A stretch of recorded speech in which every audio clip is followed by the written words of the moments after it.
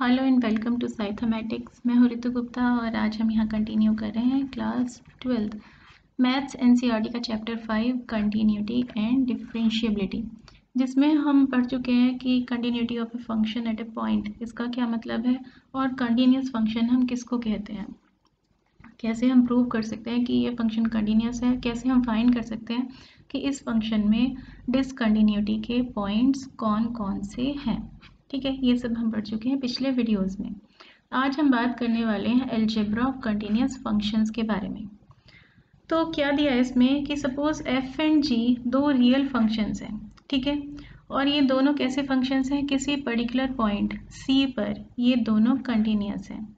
इसका मतलब क्या है, हम कह रहे हैं कि f is continuous at c कोई रियल नंबर है जिस पर f कंटिन्यूस है। इसका मतलब limit as x approaches c of function f ये किसके इक्वल है, ये इक्वल है value of function at point c के। और ऐसे ये जो g दे रखा है ये भी कंटिन्यूस है। इसका मतलब limit as x approaches c of function g this is equal to value of function g at c। तो ये दोनों बातें हमें यहाँ पर गिवन है, ठीक है। f भी c पर कंटिन्यूस है और g फंक्शन भी c पॉइंट पर कंटिन्यूस है। अगर ऐसा है तो इन दोनों फंक्शंस को ऐड करके जो फंक्शन बनेगा यानी f प्लस g वो भी x is equal to c पर कंटिन्यूस होगा। दोनों को सब्ट्रैक्ट करके जो फंक्शन बनेगा वो भी x इज इक्वल टू सी पर कंटिन्यूस होगा। दोनों को मल्टीप्लाई करके जो फंक्शन बनेगा वो भी x इज इक्वल टू सी पर कंटिन्यूस होगा, और दोनों को डिवाइड करके जो फंक्शन बनेगा वो भी x इज इक्वल टू सी पर कंटिन्यूस होगा। ध्यान क्या रखना है बस कि जी सी ये वैल्यू ज़ीरो नहीं होनी चाहिए, क्योंकि डिनोमिनेटर में हमें ज़ीरो नहीं चाहिए। कैसे प्रूव कर सकते हैं इस बात को, तो इसका फर्स्ट पार्ट हम प्रूव करने की कोशिश करते हैं। f प्लस जी इस फंक्शन को अगर हम कंटिन्यूस प्रूव करना चाह रहे हैं तो हमें प्रूव क्या करना है एक्चुअली कि f plus g of x ये हमारे पास फंक्शन है। तो अगर ये इसकी हम लिमिट फाइंड करें एज x अप्रोचेस c वो किसके इक्वल आनी चाहिए, इस फंक्शन की वैल्यू एट c के इक्वल आनी चाहिए। अगर ये हम प्रूव कर देंगे तो ये f प्लस जी फंक्शन कंटिन्यूस प्रूव हो जाएगा। तो वही हम यहाँ पर करने की कोशिश करते हैं। अब हमें एक फंक्शन गिवन है f plus g of x, ठीक है। इसकी हम लिमिट फाइंड करने की कोशिश कर रहे हैं, limit of this function as x approaches some real number c। अब हमें ये पता है कि f plus g of x को हम और क्या लिख सकते हैं, इसको हम लिख सकते हैं f of x plus g of x। 11th class में ही पढ़ा था ये तो हमने, है ना। ये दो फंक्शंस को ऐड करके बना है f(x) फंक्शन और g(x) फंक्शन। तो इसको हम लिख सकते हैं limit as x approaches c f of x plus g of x, ठीक है। इसको हम क्या लिख सकते हैं, जब हमने लिमिट्स पढ़ा था तो हमने ये भी देखा था कि अगर सम फंक्शन प्लस सम फंक्शन ऐड करके कुछ हमें उस फंक्शन नए बने हुए फंक्शन की लिमिट फाइंड करनी है तो वो किसके इक्वल है, limit of this function as x approaches c plus limit of this function as x approaches c। तो हम इसको ऐसे लिख सकते हैं limit of f(x) as x approaches c plus limit of g(x) as x approaches c, ठीक है, कोई दिक्कत नहीं है। और हमें गिवन क्या है, हमें गिवन है कि limit of f function as x approaches c ये इक्वल है फंक्शन की वैल्यू एट c पर। ऐसे ही g की लिमिट जब x c को अप्रोच कर रहा है वो इक्वल है g फंक्शन की वैल्यू एट पॉइंट c पर। तो इसकी जगह तो हम लिख सकते हैं f ऑफ c और इसकी जगह हम लिख सकते हैं g of c। f of c plus g of c किसके इक्वल होगा, ये इक्वल होगा f plus g of c के, ठीक है। तो यहाँ पर क्या प्रूव हो गया कि f प्लस जी ये जो फंक्शन था हमारे पास इसकी limit as x approaches c किसके इक्वल है, इस फंक्शन की value at that real number c के इक्वल है। तो इससे हम क्या कंक्लूड कर सकते हैं, इससे हम ये कंक्लूड कर सकते हैं कि f plus g is continuous at x is equal to c। x is equal to c पर ये फंक्शन कंटिन्यूस है। बिल्कुल इसी तरह से हम इन बाकी चीज़ों को भी प्रूव कर सकते हैं। f माइनस जी भी कंटिन्यूस है, f इंटू जी भी कंटिन्यूस है और f अपॉन जी भी कंटिन्यूस होगा। तो कोई दो फंक्शंस हैं जिनका हमें पता है कि वो एक पर्टिकुलर रियल नंबर पर कंटिन्यूस है, उन दोनों को ऐड करके जो फंक्शन बनेगा वो भी उस पर्टिकुलर पॉइंट पर कंटिन्यूस होगा, सब्ट्रैक्ट करके जो बनेगा वो भी उस पर्टिकुलर पॉइंट पर कंटिन्यूस होगा, मल्टीप्लाई करके जो नया फंक्शन बनेगा वो भी उस पर्टिकुलर पॉइंट पर कंटिन्यूस होगा, और डिवाइड करके जो फंक्शन बनेगा वो भी उस पर्टिकुलर पॉइंट पर कंटिन्यूस होगा। और इससे हम क्या डिड्यूस कर सकते हैं, अब हमें ये पता है कोई फंक्शन है हमारे पास f फंक्शन, ठीक है, और इसको हम अगर मल्टीप्लाई कर रहे हैं किसी कांस्टेंट फंक्शन लैम्डा से, ठीक है, तो ये जो कांस्टेंट फंक्शन है इसका डोमेन क्या होता है, सारे रियल नंबर्स हैं, और कोई भी रियल नंबर हम इसमें डालेंगे हमें कांस्टेंट नंबर कुछ निकाल कर देता है, ठीक है। और ये जो हमारा f(x) फंक्शन है ये इसका भी कुछ डोमेन होगा, ठीक है, ये कुछ वैल्यूज़ लेता होगा। तो यहाँ पर हम क्या देख रहे हैं कि दो फंक्शंस को मल्टीप्लाई करके हमने एक नया फंक्शन बनाया है। एक है हमारे पास एक कांस्टेंट फंक्शन जो हमें पता है कि कंटिन्यूस फंक्शन है, और एक है हमारे पास ये f(x) फंक्शन, और हम ये जानते हैं अगर कि ये जो f फंक्शन है ये किसी पर्टिकुलर पॉइंट c पर कंटिन्यूस है, ठीक है। तो continuous function into continuous function, जब हम दो कंटिन्यूस फंक्शन का प्रोडक्ट करेंगे तो ये जो नया फंक्शन बनेगा लैम्डा f(x) ये भी कंटिन्यूस होगा, है ना, क्योंकि अभी हमने पीछे देखा कि दो कंटिन्यूस फंक्शंस हैं उनका प्रोडक्ट करके जो फंक्शन हम बनाएंगे वो भी कंटिन्यूस ही होगा। सपोज ये लैम्डा हमारे पास क्या है, -1 के इक्वल है, तो हमारे पास एक ऐसा फंक्शन है जैसे g(x) इज इक्वल टू -1। इस फंक्शन के साथ में हम अपने f फंक्शन को मल्टीप्लाई कर रहे हैं, तो जो फंक्शन बनेगा यानी -f फंक्शन ये भी कैसा होगा, अगर f कंटिन्यूस है तो -f भी कंटिन्यूस होगा। तो अगर कोई फंक्शन हमें गिवन है कि ये कंटिन्यूस फंक्शन है तो नेगेटिव f भी एक कंटिन्यूस फंक्शन होगा। जैसे अगर हमें पता है कि sin of x ये कंटिन्यूस फंक्शन है तो हम श्योरली कह सकते हैं कि negative of sin of x ये फंक्शन भी कंटिन्यूस होगा। और सेम ऐसे ही हमने देखा है कि दो कंटिन्यूस फंक्शंस को हम डिवाइड करते हैं तो जो फंक्शन बनता है वो भी कंटिन्यूस होता है। तो अगर हम किसी कांस्टेंट नंबर से किसी फंक्शन g को डिवाइड कर रहे हैं और हमें पता है कि g कंटिन्यूस है और gx हमारा 0 के इक्वल नहीं है क्योंकि हमें डिनोमिनेटर में तो 0 नहीं चाहिए, तो some continuous function upon continuous function जो फंक्शन मिलेगा वो भी कैसा होगा, वो भी कंटिन्यूस ही होगा। इस लैम्डा को अगर हम 1 ले लें, यानी हमारे पास एक फंक्शन है f of x is equal to 1, constant function है, तो अगर ये लैम्डा हमारा 1 है तो हमें फंक्शन क्या मिलेगा, 1 अपॉन g। तो g अगर कंटिन्यूस है, कांस्टेंट फंक्शन तो कंटिन्यूस होता ही है, तो 1 अपॉन g ये फंक्शन भी कैसा बनेगा, ये भी एक कंटिन्यूस फंक्शन ही होगा। तो हम यहाँ से हम क्या कंक्लूड कर सकते हैं कि अगर g कोई या f कोई कंटिन्यूस फंक्शन है तो 1 अपॉन f भी कंटिन्यूस फंक्शन ही होगा, provided that f of x is not equal to 0। ठीक है, जिस भी पॉइंट पर हम चेक कर रहे हैं इसकी कंटिन्यूटी उस पॉइंट पर इसकी वैल्यू 0 नहीं होनी चाहिए क्योंकि डिनोमिनेटर में हमें 0 नहीं चाहिए। तो यहाँ से हमें दो बातें पता चली, क्या, अगर कोई फंक्शन कंटिन्यूस है तो उसका नेगेटिव भी कंटिन्यूस होगा, अगर कोई फंक्शन कंटिन्यूस है तो 1 अपॉन दैट फंक्शन भी कंटिन्यूस होगा।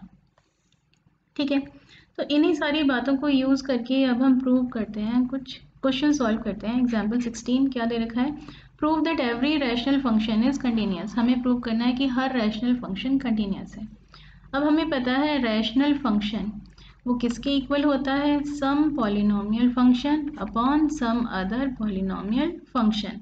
ठीक है, और कंडीशन क्या होती है कि ये जो डिनोमिनेटर में फंक्शन है इसकी वैल्यू 0 नहीं हो सकती, ऐसी कोई भी x की वैल्यू इसको नहीं चलेगी कि q ऑफ x 0 हो जाए।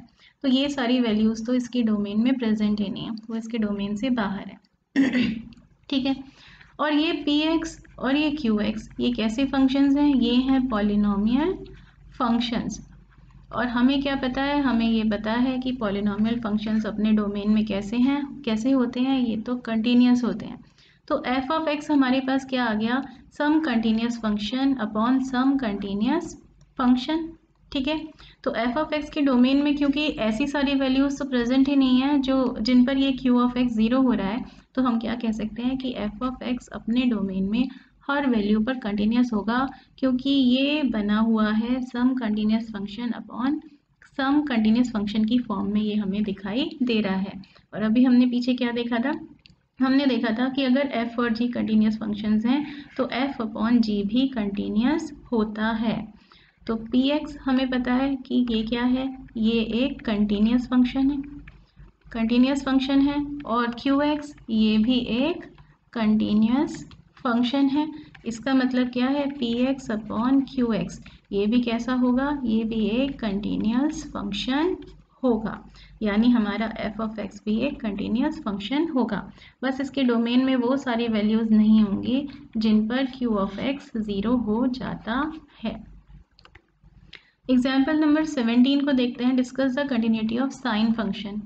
Sign function y is equal to f x is equal to sine x का ग्राफ तो हमें बहुत अच्छे से पता है, कैसे बनाते हैं हम। 0 पर ये 0 वैल्यू देता है, फिर π/2 पर ये वैल्यू देता है 1, पाई पर इसकी वैल्यू फिर 0 हो जाती है, और 3π/2 पर इसकी वैल्यू हो जाती है फिर -1, और फिर 2π पर फिर से इसकी वैल्यू 0 हो जाती है। तो ऐसा सा कुछ ग्राफ हमारे पास इसका बनकर आता है। ठीक है, सेम ऐसा ही अब आगे भी एक्सटेंड हो रहा है, और इधर की तरफ भी सेम ऐसा ही ये एक्सटेंड हो रहा है। ग्राफ से हमें साफ साफ यहाँ दिखाई दे रहा है कि ये हर रियल नंबर के लिए डिफाइंड है। इसका डोमेन क्या है, ऑल रियल नंबर्स, और रेंज इसकी क्या है 1 से लेकर -1। ठीक है, सभी रियल नंबर्स पर ये डिफाइंड है। और क्या दिखाई दे रहा है, इसका ग्राफ हम एक सिंगल स्ट्रोक में बना सकते हैं, हमें कहीं पर भी अपना पेन पेपर के प्लेन से उठाने की ज़रूरत नहीं पड़ रही है। तो ये हर रियल नंबर पर ये फंक्शन एक कंटिन्यूस फंक्शन है, हर रियल नंबर पे कंटिन्यूस है, यानी साइन एक्स एक कंटिन्यूस फंक्शन है। ठीक है, 11th क्लास में हम ट्रिग्नोमेट्रिक फंक्शंस की लिमिट्स निकालने भी सीख चुके हैं। हमने क्या देखा था, अगर हमें लिमिट निकालनी है, limit of sine x when x approaches 0, तो हम क्या करते हैं, बस यहाँ पर 0 पुट कर देंगे x की जगह, तो हमारे पास आ जाएगा साइन ऑफ 0 यानी कि 0। क्यों, क्योंकि अगर इस 0 को हम लेफ्ट हैंड साइड से अप्रोच करेंगे तो भी एफ एक्स की वैल्यू किधर को जाती है हमें दिखाई दे रही है। जैसे जैसे हमारा एक्स 0 की तरफ जाएगा, एफ एक्स की वैल्यूज़ भी 0 की तरफ अप्रोच करेंगी। और अगर हम राइट हैंड साइड से इसको अप्रोच करें, तब भी जैसे जैसे हमारे एक्स की वैल्यू 0 को अप्रोच करेंगी, वैसे वैसे एफ एक्स की वैल्यू भी 0 को अप्रोच करती हुई हमें दिखाई दे रही है। तो लेफ्ट हैंड लिमिट भी 0 है, राइट हैंड लिमिट भी 0 है, इसीलिए limit as x approaches 0, limit of sine x as x approaches 0, ये कितनी है, 0 है। ठीक है, और हर पॉइंट पर, किसी भी पॉइंट पर हम इसको देख लें, हमें क्या दिखाई देगा, हर एक पॉइंट पर LHL और RHL यहाँ पर सेम ही है, इक्वल ही है। ठीक है, तो हम क्या कह रहे हैं यहाँ पर कि सपोज C कोई रियल नंबर है, let C be some real number. C कोई रियल नंबर है जो कि हमारे फंक्शन के डोमेन में है, सारे रियल नंबर्स हमारे इस फंक्शन के डोमेन में हैं। अगर हम ये प्रूव करते हैं कि limit as x approaches C, limit of sine x as x approaches C, ये किसके इक्वल है, ये इक्वल है value of function at C के। तो इसका मतलब हर रियल नंबर C पर हमारा फंक्शन कंटिन्यूस होगा। ठीक है, तो वही हम करने की कोशिश करते हैं, हम ये वैल्यू फाइंड करने की कोशिश कर रहे हैं। वैसे तो हमें इंट्यूटिवली पता ही है कि साइन एक्स की limit as x approaches C किसके इक्वल होगा, साइन C के ही इक्वल होगा, बस इस x को हम C से रिप्लेस कर देते हैं, है ना। 11th में हमने बहुत सारे ऐसे क्वेश्चंस किए थे। लेकिन अगर हम यहाँ पर ये वैल्यू फाइंड करना चाहते हैं तो हम इस चीज़ का फ़ायदा उठाते हैं। हमें पता है साइन एक्स के केस में LHL और RHL तो इक्वल ही है, क्योंकि हर जगह हर रियल नंबर पर इसकी लिमिट एग्जिस्ट करती है। ठीक है, तो दोनों में से अगर हम कुछ भी निकाल लेंगे तो वो वैल्यू किसके इक्वल होगी, limit of this function at C के equal, limit of this function as x approaches C के इक्वल होगी। तो RHL अगर हम इसका फाइंड करने की कोशिश करें, लेफ्ट हैंड लिमिट हम निकाल रहे हैं, वो किसके इक्वल है, फंक्शन की लिमिट के ही इक्वल है। निकालते हैं, तो हम निकालने की कोशिश कर रहे हैं यहाँ RHL, right hand limit of this function. कैसे निकालेंगे, limit of this function as x approaches C from right hand side. ठीक है, ये हमें यहाँ पर फाइंड करना है। तो राइट हैंड साइड पर से जब हम आ रहे हैं C की तरफ, सपोज ये एक पॉइंट है हमारा C, और हम राइट हैंड साइड से C की तरफ अप्रोच कर रहे हैं, तो हमारे x की वैल्यू क्या होगी, c तो हम इस फंक्शन में नहीं डाल रहे, हम c प्लस सम बहुत छोटा सा नंबर इस फंक्शन में डाल रहे हैं, है ना। हम इसकी वैल्यू किस पर देख रहे हैं, c प्लस h, ऐसे किसी नंबर पर हम इसकी वैल्यू देख रहे हैं। और h क्या है, h इतना छोटा है कि h हमारा 0 को अप्रोच कर रहा है। तो हम जिस नंबर पर इस फंक्शन की वैल्यू देखना चाह रहे हैं वो c से बहुत बहुत बहुत बहुत थोड़ा सा बड़ा है, ठीक है, इतना थोड़ा सा बड़ा है, बस h के बराबर बड़ा है। और h क्या वैल्यू है, h एक इतना छोटा नंबर है जो कि 0 को अप्रोच कर रहा है, 0.00000000 कुछ 1 ऐसा कुछ नंबर है, ठीक है। तो हम इसको क्या लिख सकते हैं, हम इसको और ये लिख सकते हैं कि लिमिट एज h अप्रोचेज 0, और फंक्शन में हमने वैल्यू क्या डाल दी है, x की जगह हमने डाल दिया c प्लस h। हम इस फंक्शन की अब लिमिट देख रहे हैं जिसमें h जो है वो 0 को अप्रोच कर रहा है, ठीक है। तो हमारे पास क्या आया, लिमिट एज h अप्रोचेज 0, और फंक्शन हमारा क्या था, साइन, और उसमें x की जगह हमने डाल दिया था c प्लस h, ठीक है, ऐसा कुछ फंक्शन बन गया। अब साइन c प्लस h, हमें पता है sine of x plus y ये किसके इक्वल होता है, ये इक्वल होता है sine x cos y plus cos x sine y के। तो यही आइडेंटिटी हम यहाँ पर अप्लाई करने वाले हैं। क्या मिलेगा हमें, लिमिट h अप्रोचेज 0, और यहाँ हमारे पास आ जाएगा sin c cos h plus cos c sin h, ठीक है। तो ये some function plus some other function, उसकी हमें लिमिट निकालनी है एज h अप्रोचेज 0। इसको तो हम स्प्लिट कर सकते हैं, हम इसको ऐसे लिख सकते हैं, limit as h approaches 0 sin c cos h plus limit of this दूसरा function as h approaches 0 cos c sin h, ऐसे लिख सकते हैं। अब ये साइन c और ये कॉस c ये तो सब कांस्टेंट नंबर है कुछ, है ना, क्योंकि c तो हमारा क्या है, कुछ फिक्स नंबर है, ये था हमारा c, इसको तो हम बाहर ले सकते हैं। हमें क्या मिला, sine c limit of cos h as h approaches 0 plus यहाँ से हमने कॉस c बाहर ले लिया, और हमें क्या मिला, limit of function sine h as h approaches 0, ऐसा कुछ हमें मिल गया, ठीक है। और सॉल्व करते हैं। तो अब यहाँ पर क्या आ जाएगा, साइन c कॉस h, और h किसको अप्रोच कर रहा है, 0 को। तो अगर हम यहाँ पर ये 0 पुट कर दें तो हमें क्या मिलेगा, cos 0 मिलेगा, और cos 0 की वैल्यू होती है 1, तो साइन c इंटू 1 ये तो रह गया sine c plus cos c into sine h as h approaches 0। तो हमें पता है ये जो हमने ऊपर देखा था कि limit of sine x, limit of function sine x as x approaches 0 वो किसके इक्वल है, साइन 0 यानी 0 के इक्वल है। तो cos c इंटू ये तो पूरा बन गया 0, cos c इंटू 0 0, ये टर्म तो हो गई ख़त्म। क्या निकल कर आ गया हमारे पास कि जो फंक्शन की राइट हैंड लिमिट है वो किसके इक्वल है, साइन c के ही इक्वल है। तो फंक्शन की जो लिमिट है वो इसकी RHL की ही इक्वल है। इसका मतलब लिमिट ऑफ हमारा function as x approaches any real number c वो किसके इक्वल है, वो साइन ऑफ c के ही इक्वल है, यानी इस फंक्शन की वैल्यू एट c के ही इक्वल है। तो इससे हम कह सकते हैं कि ये जो हमारा फंक्शन है ये हर वैल्यू पर, हर रियल नंबर पर कंटिन्यूस होगा, ठीक है। नेक्स्ट क्वेश्चन पर आते हैं, एग्जाम्पल 18। इसमें क्या कह रहे हैं, prove that the function defined by f of x is equal to 10x is a continuous function. f of x is equal to 10x, और 10x यानी कि इसको हम क्या लिख सकते हैं, sine of x upon cos of x। हमें ये पता है कि इसका फंक्शन का जो डोमेन है वो क्या है, सारे रियल नंबर्स, लेकिन वो सारी x की वैल्यूज इसमें नहीं आएंगी जिन पर कॉज की वैल्यू 0 हो जाएगी, क्योंकि डिनोमिनेटर में हमें 0 नहीं चाहिए। तो क्या इसमें से हटा दें, हम सारे हटा देते हैं इसमें से ऑड मल्टीपल्स ऑफ π/2, यानी 2n + 1 π/2, ये सब नंबर्स हमने इसमें से हटा दिए। तो ये आ गया हमारे फंक्शन का डोमेन। अब हमें क्या पता है, हमें ये पता है कि ये जो साइन x फंक्शन है ये कैसा फंक्शन है, ये एक कंटिन्यूस फंक्शन है। अभी हमने पीछे प्रूव किया। और जैसे हमने साइन एक्स को कंटिन्यूस प्रूव किया है, ठीक उसी तरह हम कॉज एक्स को भी कंटिन्यूस प्रूव कर सकते हैं। तो कॉज एक्स फंक्शन भी क्या है, वो भी एक कंटिन्यूस फंक्शन है। और tan x फंक्शन कैसे बना हुआ है, tan x फंक्शन बना हुआ है sin x upon cos x से, यानी continuous function upon continuous function से। तो tan x भी एक कंटिन्यूस फंक्शन होगा। क्यों? क्योंकि हमने अभी पीछे क्या देखा था कि कोई फंक्शन अगर हमारे पास है f अपॉन जी की फॉर्म में, जहाँ पर हमें पता है कि f भी कंटिन्यूस है और g भी कंटिन्यूस है, तो वो फंक्शन भी कंटिन्यूस होगा, provided that g of x is not equal to 0।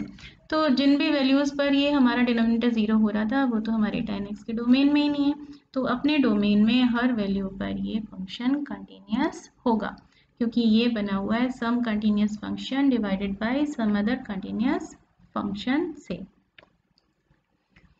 Theorem 2 पर आते हैं। इसमें क्या बोल रहे हैं, suppose f and g are real valued function such as fog is defined at c, g is continuous at c and f is continuous at gc, then fog is continuous at c। fog क्या है, ये composite functions के बारे में हमने पढ़ा था chapter 1 में। ये क्या होते हैं, सपोज हमारे पास दो फंक्शंस हैं। एक फंक्शन है हमारे पास f ऑफ x, वो क्या कर रहा है, वो हमें निकाल कर दे रहा है मॉड ऑफ x। और एक दूसरा फंक्शन है हमारे पास g ऑफ x, और वो हमें क्या करके दे रहा है, जो भी हम इसमें डालते हैं उसका स्क्वायर हमें करके दे रहा है। ठीक है, तो हम यहाँ पे क्या सोच रहे हैं, हम ये सोच रहे हैं कि हमने कुछ वैल्यू ली x की, उसको हमने क्या किया, पहले हमने उसको f फंक्शन में डाल दिया। ठीक है, तो इस f फंक्शन ने हमें कुछ वैल्यू निकाल कर दी, f ऑफ x वैल्यू निकाल कर दी। ठीक है, हमने क्या किया, कुछ x वैल्यूज़ ली हमने यहाँ पर और उनको हमने डाल दिया किसमें, f फंक्शन में डाल दिया। तो f फंक्शन ने हमें क्या वैल्यूज़ निकाल कर दी, f ऑफ x वैल्यूज़ हमें उसने निकाल कर दी। ये f ऑफ x वैल्यूज़ को अगर हम डाल दें g फंक्शन में, इसको हमने डाल दिया g फंक्शन में, तो अब हमारे पास क्या वैल्यूज़ निकल कर आएंगी, g ऑफ x यानी g of f of x। x की जगह g फंक्शन में हमने क्या डाला है, f ऑफ x फंक्शन डाला है। ठीक है, तो ये जो फंक्शन बन गया, ये जो पूरा फंक्शन बन गया जिसमें हम कुछ x डाल रहे थे और इसने हमें क्या निकाल कर दिया, g of f of x निकाल कर दिया। ये है हमारा कंपोजिट फंक्शन, जिसको हम और किस नाम से जानते हैं, गॉफ। ये है Gauff of x। Gauff of x का मतलब क्या है, अगर हम लिख रहे हैं Gauff of x g of f of x, इसका मतलब एक g फंक्शन है जिसमें हमने कोई दूसरे फंक्शन की वैल्यूज़ डाली हैं। इसका मतलब क्या है कि हमारे पास जो भी x की वैल्यूज़ थी वो पहले हमने f फंक्शन को दी, f फंक्शन ने उसका जो कुछ भी बना दिया वो हमने किस में डाल दिया, वो सब हमने फिर g फंक्शन को दे दिया और g फंक्शन ने फिर हमें फाइनल कुछ वैल्यू यहाँ पर निकाल कर दी। एक चीज़ और इसमें नोट करने की बात क्या है कि इस फंक्शन का, ये जो गॉफ फंक्शन बना है, इसका डोमेन क्या होगा, इसका डोमेन वही होगा जो f फंक्शन का डोमेन होगा, जो इसका डोमेन होगा। क्यों? क्योंकि पहले वैल्यूज़ किसको दी जा रही है, f फंक्शन को, तो ये वही वैल्यूज़ लेगा जो इसको एक्सेप्टेड होंगी। और वैल्यूज़ फाइनली निकाल कर कौन दे रहा है, वो g फंक्शन निकाल कर दे रहा है। तो इस फंक्शन का जो रेंज होगा या कोडोमेन होगा, वो कहाँ से निकल कर आएगा, जो g फंक्शन का रेंज या कोडोमेन है वही इस फंक्शन का गॉफ का रेंज या कोडोमेन होगा, क्योंकि फाइनली तो अल्टीमेटली तो वैल्यूज़ जो निकाल कर दे रहा है वो g फंक्शन निकाल कर दे रहा है, तो वो वैल्यूज़ अपने कोडोमेन में से ही निकाल कर देने वाला है। ठीक है, कुछ और वैल्यूज़ तो वो निकाल कर नहीं दे सकता। ठीक इसी तरह से जैसे ये गॉफ ऑफ x है, ऐसे ही हम क्या डिफाइन कर सकते हैं, फॉग ऑफ x। ये भी क्या है, कंपोजिट फंक्शन जो f फंक्शन और g फंक्शन को मिलाकर हमने बनाया है। इसमें हम क्या कर रहे हैं, हम पहले g फंक्शन को कोई वैल्यू दे रहे हैं और वो इसको क्या बना दे रहा है, वो इसको g ऑफ x बना दे रहा है और इस g ऑफ x को फिर हम f फंक्शन में इनपुट की तरह यूज़ कर रहे हैं। तो ये जो नया फंक्शन बना है इसे हम बोलेंगे फॉग ऑफ x। ठीक है, फॉग बोलेंगे। यहाँ पे क्या दिखाई दे रहा है, यहाँ पे हमें दिखाई दे रहा है कि ये जो फॉग है इसका डोमेन क्या होगा, जो g का डोमेन है, और को डोमेन या रेंज क्या होगा, जो f का है, क्योंकि पहले वैल्यूज़ g फंक्शन ले रहा है तो ये वही वैल्यूज़ लेगा जो इसको एक्सेप्टेड होंगी, और अल्टीमेटली वैल्यूज़ f फंक्शन निकाल के दे रहा है तो ये वही वैल्यूज़ निकाल कर देगा जो f फंक्शन के को डोमेन में प्रेजेंट होंगे। ठीक है, तो सपोज हमारे पास ये दो फंक्शंस हैं, एक है f of x is equal to mod of x और एक है g of x is equal to x square. हम बनाना चाह रहे हैं फॉग और गॉफ, कंपोजिट फंक्शंस इनको मिलाकर बनाना चाह रहे हैं। तो अगर हमें बनाना है फॉग ऑफ एक्स, किसके इक्वल है ये इक्वल है एफ ऑफ जी एक्स के। तो हम क्या करेंगे, हमने जो वैल्यू दी पहले जी फंक्शन को दी, जी फंक्शन को हमने एक्स दिया, उसने इसका बना दिया एक्स स्क्वायर। ये एक्स स्क्वायर किस में डाल देंगे, हम एफ फंक्शन में डाल देंगे। एफ फंक्शन क्या कर रहा था, जो कुछ भी हम इसमें डाल रहे थे उसका मॉड निकाल कर दे रहा था। तो फॉग ऑफ एक्स इस केस में क्या बनता हुआ दिखाई दे रहा है, mod of x square, mod of x square. क्या किया हमने, एफ फंक्शन में क्या डाला, ये जी एक्स की वैल्यू, यानी एफ फंक्शन में हमने एक्स स्क्वायर डाला। एफ फंक्शन में हमने एक्स स्क्वायर डाला तो एक्स की जगह यहाँ हो गया एक्स स्क्वायर, इसने हमें निकाल कर दिया मॉड ऑफ एक्स स्क्वायर। ठीक है, ऐसे ही अगर हम यहाँ पर हमें कोई बोलेगा गॉफ ऑफ एक्स निकाल कर बताओ, इसका मतलब क्या है, जी फंक्शन में हम एफ ऑफ एक्स वैल्यूज डाल रहे हैं। ठीक है, तो एफ फंक्शन में जब हमने कुछ एक्स वैल्यू डाली, एफ फंक्शन ने उसको क्या बना दिया, मॉड ऑफ एक्स बना दिया। तो जी फंक्शन को क्या मिला, जी फंक्शन को मिला मॉड ऑफ एक्स, और जी फंक्शन क्या करता है, जो भी इसको मिलता है उसका स्क्वायर कर देता है। तो यहाँ पर हमारे पास आ गया मॉड ऑफ एक्स का स्क्वायर। तो गॉफ एक्स क्या हो गया, ये हो गया मॉड ऑफ एक्स का स्क्वायर, और फॉग एक्स क्या हो गया, ये हो गया एक्स स्क्वायर का मॉड। ठीक है, इस तरह से हम कंपोजिट फंक्शंस फाइंड करते हैं।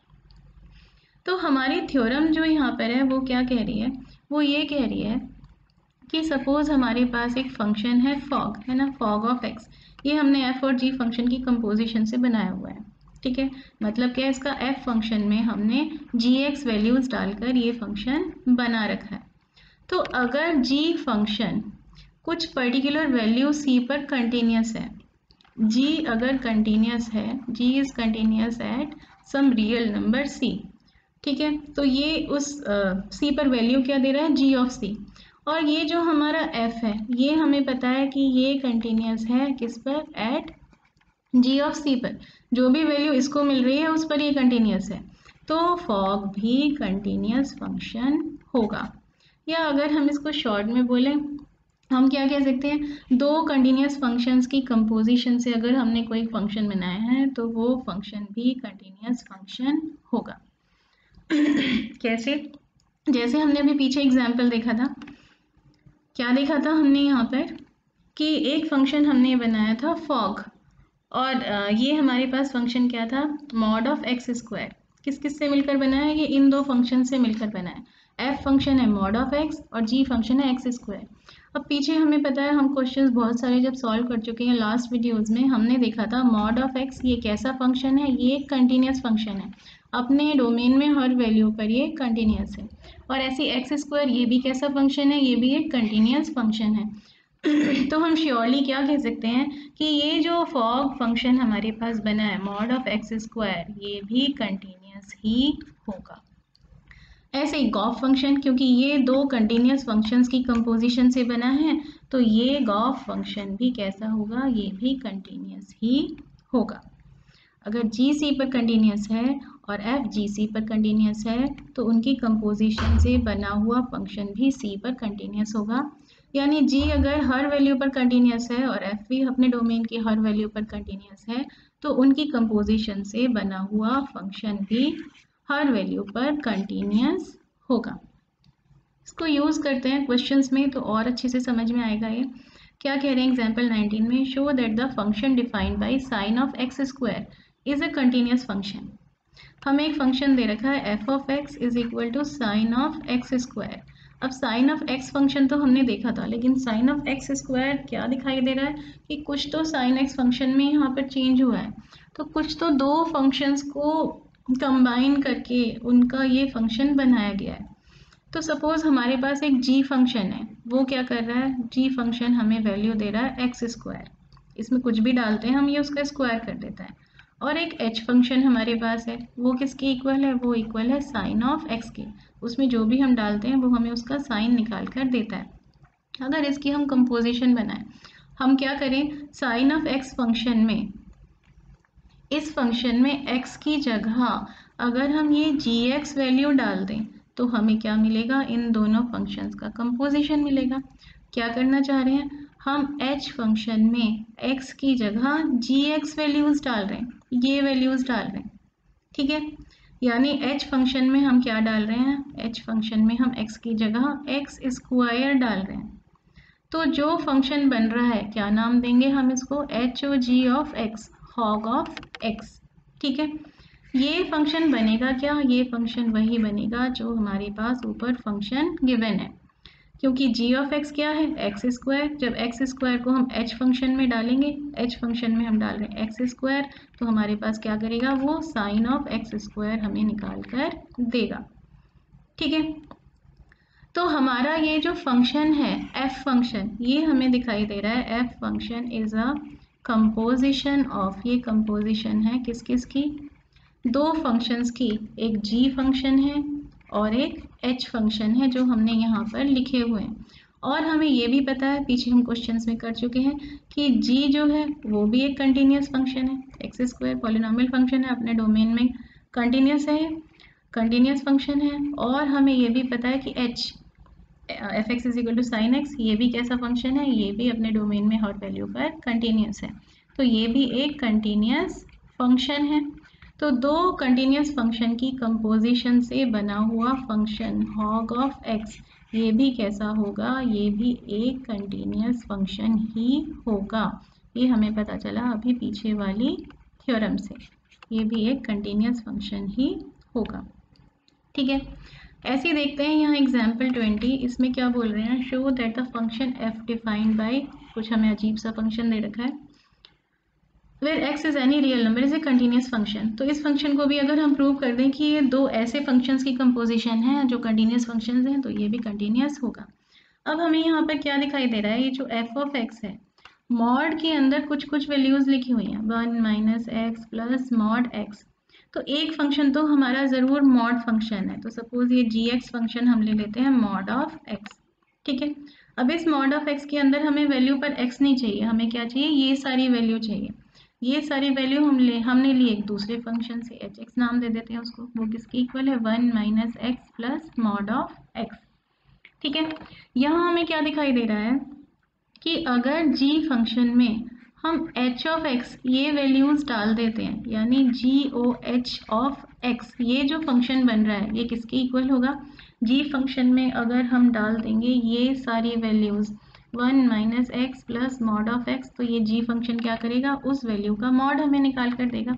तो ये हमें वैल्यू मिलेगी mod of 1 minus x plus mod of x का मॉड। ठीक है ना, mod of 1 minus x plus mod of x, वही है हमारा फंक्शन एफ ऑफ एक्स। यानी ये जो एफ फंक्शन है ये कंपोजिशन है किस किस की, जी फंक्शन की और एच फंक्शन की। तो F is a composition of, F जो है वो एक कंपोजिशन है किसकी, जी एंड एच फंक्शंस की कंपोजिशन है। अगर हम ये प्रूव कर दें कि जी फंक्शन भी कंटिन्यूस है और एच फंक्शन भी कंटिन्यूस है, तो एफ भी पक्का कंटिन्यूस फंक्शन होगा।